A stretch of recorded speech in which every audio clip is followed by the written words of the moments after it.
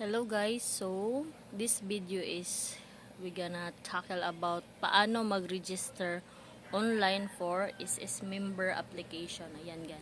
Yan po yung website ng SSS, www.sss.gov.ph, and click mo lang.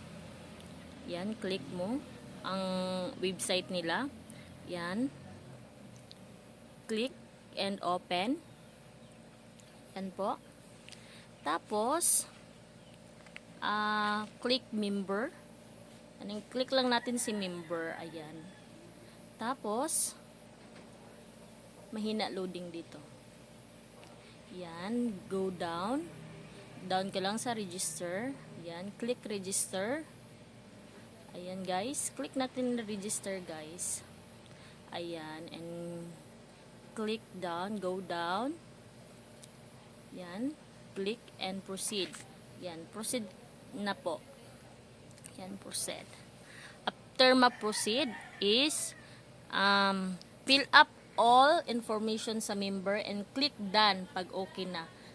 Check mo Gmail account sa reply ni SSS. So, dyan natin makikita yung ano po yung reply ni SSS sa Gmail na register natin sa pag-fill up ng form. So, may mga pangalan dyan. Ilagay nyo lang yung mga information na kaya nyong fill upan. Parang lahat ng blank daha is kailangan nating fill upan. Yan. And pagkatapos nyan is to proceed, go. Click done. And go to your email ad na gi-register nyo dyan. Pumunta kayo sa email ad nyo, tapos doon nyo makikita kung ano yung reply ni SSS. Yan, may reply si SSS dyan. Yan.